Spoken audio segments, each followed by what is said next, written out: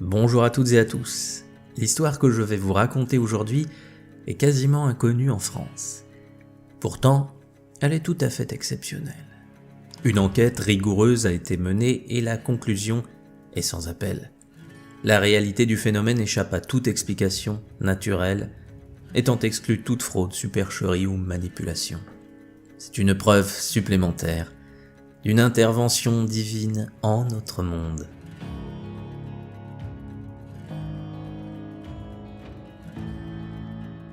Avant de vous raconter les événements en détail, il me faut vous présenter sa principale protagoniste, car sa vie est admirable à plus d'un titre.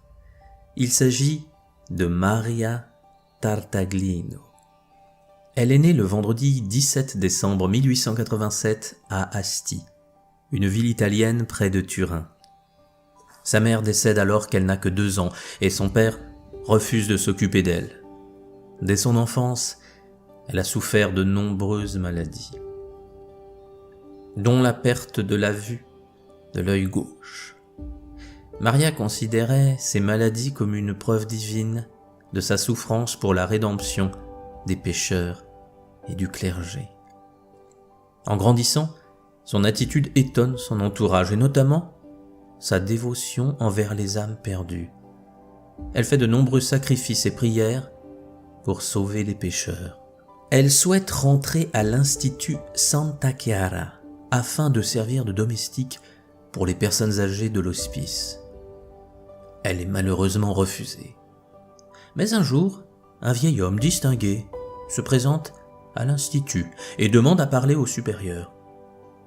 Avec un peu de circonspection, il est reçu et écouté attentivement. Il s'adresse alors aux membres de la direction et leur demande d'accepter Maria Tartaglino. Prenez-la, ce sera votre chance. Les supérieurs sont très impressionnés par ce vieil homme, sans vraiment savoir pourquoi, et décident d'accéder à sa requête. Lorsqu'elle apprend la nouvelle, Maria est toute joyeuse, elle est acceptée. Personne n'a jamais su qui était ce vieil homme distingué. Maria dira plus tard que c'était Saint Joseph. Maria était heureuse d'être à Santa Chiara. Elle était très travailleuse, elle ne gaspillait absolument rien, se contentant de peu de nourriture et de vêtements. Elle pensait à Dieu tout au long de la journée, mais toujours dans la simplicité, le naturel, dans la joie. Sa vocation était l'amour, aimer Dieu au plus haut degré possible et aimer les pécheurs, pour les sauver, disait-elle souvent. Et donc, très rapidement, elle souhaite devenir l'épouse de Jésus. Que ce soit lui qui prenne la première place dans sa vie. Le vendredi 31 décembre 1925, elle vit une extase alors qu'elle prie. Elle ressent une joie extrême et se sent transportée hors de son corps. Lorsqu'elle reprend conscience, elle constate que les signes de la passion s'ouvrent sur ses mains, ses pieds, sa poitrine et son front. Ces stigmates seront visibles pendant 5 ans de 1925 à 1930. Mais cela entraîne beaucoup d'interrogations dans son entourage et la nouvelle se répand vite, ce qui met Maria très mal à l'aise. Elle apprend donc à dissimuler ses plaies afin que personne ne les voie. Elle ne veut en aucun cas attirer l'attention et lorsque les stigmates sont visibles, elle porte des mitaines. Tout ce qu'elle souhaite, c'est aider les autres et travailler pour le salut des âmes. Son attitude pieuse lui causera de nombreux problèmes. Un peu comme je vous l'avais décrit dans la vie de Mère Yvonne Aimée de Malétroit, Maria sera victime durant des années de coups invisibles attestés par de nombreux témoins. Elle disait que ces attaques avaient des origines démoniaques. Son attitude insupportait les démons qui venaient l'insulter et la battre. Les moments les plus difficiles étaient ces nuits où les souffrances étaient terribles. « Mes nuits, oh mes nuits !» disait-elle avec de la peur dans les yeux. Et en plus de tout cela, elle sera très souvent malade et sa santé très faible l'obligera à garder le lit. C'est là qu'elle se mettra à écrire de très nombreuses lettres, et notamment un traité sur le mariage mystique avec l'âme de Jésus. Elle expliquera comment elle partage tout avec Jésus et comment il lui a fait ressentir toute sa passion tant dans le corps que dans l'âme. Tristesse, peur, flagellation, couronnement d'épines, crucifixion, soif brûlante, injure, calomnie. Maintenant que vous connaissez mieux Maria Tartaglino et que vous avez compris son attitude exemplaire, je vais vous raconter le phénomène incroyable qui s'est produit avec son crucifix. Elle avait l'habitude de prier devant une représentation du Christ en croix que vous voyez ici. Le mercredi 9 août 1933, Maria Tartaglino a alors 46 ans. Après la Sainte Communion, elle commence à ressentir une forte douleur intérieure. Elle a le sentiment que le Sacré-Cœur de Jésus est déchiré à la vue des péchés horribles et des sacrilèges commis par des prêtres qui trahissent leur vocation. Pour le moment, ce sont des douleurs et des souffrances de l'esprit, rien d'extérieur. Maria souffre beaucoup et ne peut même pas prendre de nourriture ce jour-là. 2 jours plus tard, le vendredi 11 août, elle ressent un grand poids et une grande envie de pleurer. Elle ressent à nouveau la douleur et l'angoisse intérieure du mercredi. Elle a le sentiment que Jésus demande des réparations. Maria était alitée à cause de sa mauvaise santé. Après un petit déjeuner, elle éprouve le besoin de prier, se lève et ressent une force intérieure qui la pousse à se prosterner. Elle s'agenouille au pied du crucifix pour chercher du réconfort et commence à prier. Mais elle n'y arrive pas tant la douleur est grande. En relevant la tête, elle a une vision de Jésus, crucifié devant elle, vivant et en train de souffrir, la poitrine haletante. À 13h pile, au moment où elle entend le clocher, elle fixe ses yeux sur le crucifix et voit du sang s'écouler. Elle cherche alors à essuyer la croix avec ses mains afin de retirer la tache de sang qui apparaît. Elle s'essuie dans un mouchoir et nettoie le crucifix avec un chiffon et de l'eau. Mais le sang continue d'apparaître. Maria est paniquée. Elle prend du coton pour essuyer, mais rien ne semble empêcher le sang de s'écouler. Elle se décide alors à appeler sa voisine de chambre, Madame Mortera. Celle-ci va aussi constater le phénomène et n'en croit pas ses yeux. Toutefois, vu la santé de Maria, il était prévu qu'elle parte à la campagne se reposer chez des amis. Elle laisse donc le crucifix à Madame Mortera, qui raconte l'épisode au supérieur de l'institut de Santa Chiara, le père Mario Martino. Celui-ci recommande de respecter le silence le plus scrupuleux. Le crucifix est donc rangé dans l'armoire de Maria et entouré d'un linge blanc. Tout aurait pu rester dans le secret, mais le 27 septembre 1933, alors que Maria est en train de coudre dans sa chambre, elle entend une voix intérieure qui lui dit « Appelez mon épouse ». Maria préfère ne pas prêter attention à cela et continue son travail. Elle se dit que cela doit être une blague que l'on est en train de lui faire. Mais à 13h, au moment où elle entend la cloche sonner, à nouveau, une voix se manifeste en elle. « C'est la dernière fois que cela va se produire. Je souhaite avoir plus de témoins. Appelez mon épouse. » Cette fois, Maria comprend que ce n'est pas une blague, mais qu'il est en train de se produire un événement exceptionnel encore une fois. Précipitamment, elle ouvre l'armoire et voit le linge qui recouvrait le crucifix taché de sang. En voyant cela, Maria ferme l'armoire et fait venir une sœur nommée Garabellonio. Celle-ci voit le linge tacheté de sang. Elle le retire et voit alors que le crucifix saigne abondamment. Elle se jette, à genoux, à terre, et pleure devant ce spectacle bouleversant. Après quelques minutes, la sœur va faire venir la mère supérieure. Celle-ci aussi est bouleversée par le sang qui coule du crucifix, et ainsi, dans les heures qui suivent, plusieurs prêtres vont venir constater le phénomène. L'évêque d'Asti, monseigneur Umberto Rossi, est très rapidement mis au courant des événements.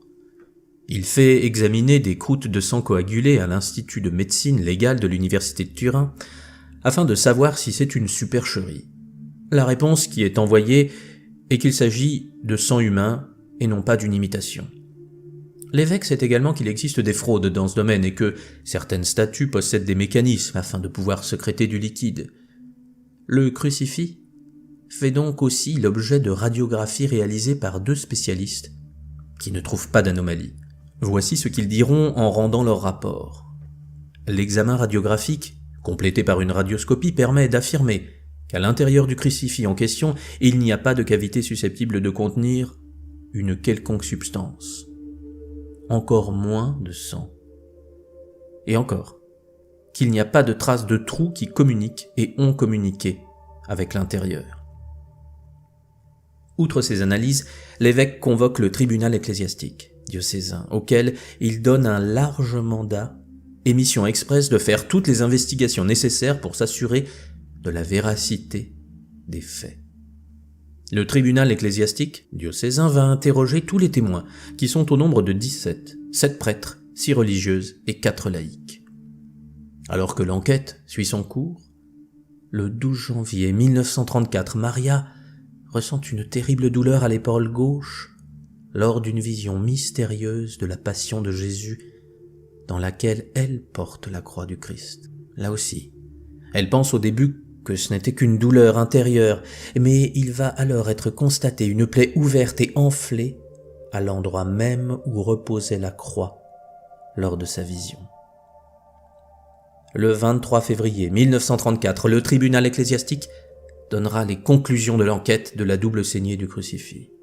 Premièrement, ceci est fait, réel et vrai, prouvé par le nombre et la crédibilité des témoins. Deuxièmement, le liquide jaillissant du crucifix et du vrai sang humain, prouvé non seulement par l'observation des textes, mais aussi et surtout par l'analyse réalisée à l'Institut de médecine légale de l'Université royale de Turin. Troisièmement, la ruse et la mystification sont absolument exclues, tant pour la nature du fait considéré dans toutes ces circonstances que pour la qualité des personnes qui ont eu un rapport avec le fait lui-même. Quatrièmement, c'est un fait extraordinaire. Il ne peut pas être expliqué humainement par les seules forces naturelles. La vérité absolue des faits éprouvés par les témoignages nombreux et incontestables, recueillis sous l'obligation du serment et avec la plus scrupuleuse attention. Par conséquent, le jugement indique qu'il s'agit d'un miracle surnaturel, d'une grande gloire et d'une grande miséricorde pour la ville et le diocèse d'Asti. Le 9 mars 1934, le crucifix est intronisé et exposé à la vénération des fidèles dans le sanctuaire de San Giuseppe, en présence d'environ 10 000 personnes venant d'Asti, du diocèse, du Piémont et bien plus loin. Dès l'intronisation, pendant 2 mois, la démonstration de foi et de piété autour du crucifix se multiplie. Tous les journaux en parlent, des pèlerins arrivent à Asti du monde entier. Le sanctuaire de San Giuseppe devient ainsi la destination de nombreux pèlerins. Les confessionnaux sont assiégés et de nombreuses conversions ont lieu. La presse italienne et étrangère en parle. Asti tombe au centre du monde. Maria a peur de la célébrité que lui a confiée le crucifix. Elle aimerait disparaître, mais finalement, elle affrontera les événements, malgré le malaise que cela impliquait pour elle. Maria avait en fait peur de devenir orgueilleuse et de profiter de cet événement pour être appréciée à la place des souffrances de Jésus. Mais cela n'arrivera jamais, elle restera toujours humble et fidèle au Christ. Malheureusement, bien des affaires vont entourer ce crucifix. Comme bien souvent, les miracles de Dieu sont salis par l'avidité et la jalousie des hommes. Je n'entrerai pas plus dans ces détails. Pour ma part, la vie de Maria Tartaglino est une preuve de l'authenticité de ce miracle.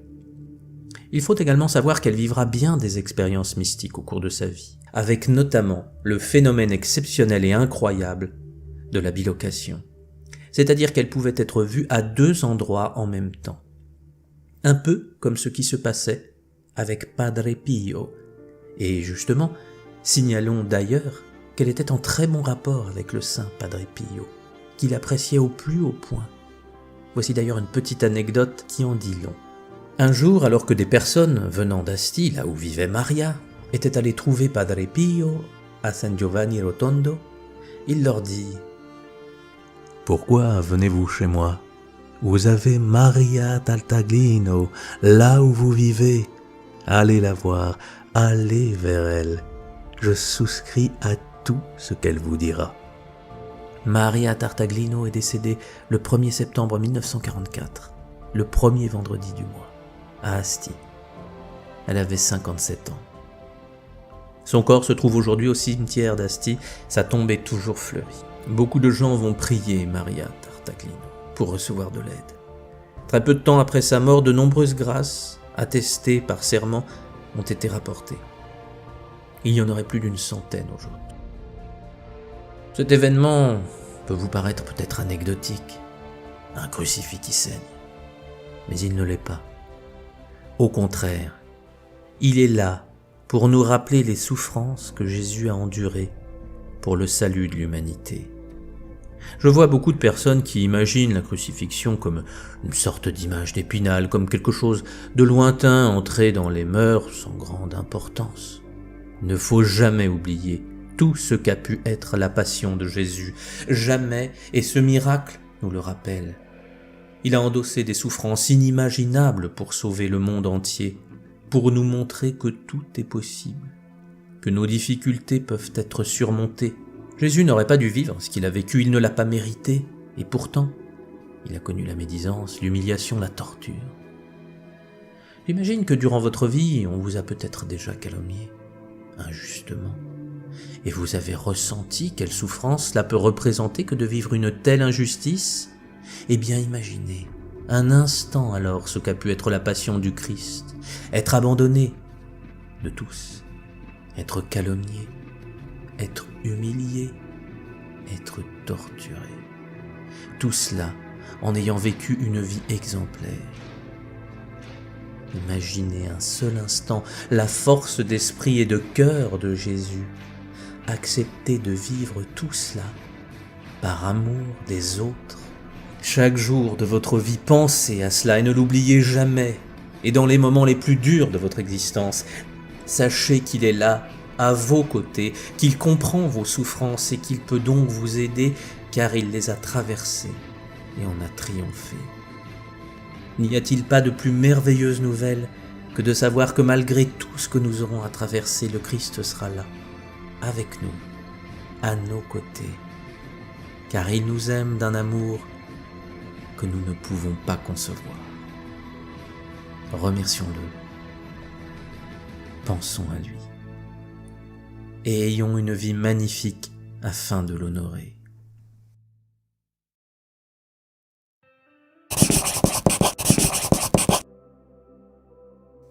Alors, quelques informations aujourd'hui à propos du concours pour gagner la statuette de la Vierge de Beaurain. Alors, vous êtes nombreux à avoir participé, mais sachez que vous pouvez encore le faire jusqu'à début décembre, date à laquelle je procéderai au tirage au sort. Alors, ce tirage au sort, sachez-le, c'est très important. Il aura lieu sous contrôle d'un huissier, en direct sur TF1, CBS, CNN et en différé sur la BBC. Bon, la dernière phrase comporte peut-être quelques petites exagérations de ma part, vous m'en tiendrez pas rigueur, j'espère. Pour participer, c'est simple, il faut laisser un commentaire sous la vidéo, de la Vierge de Beaurain, bien sûr, et évidemment être abonné, puisque c'est pour fêter les 50 000 abonnés.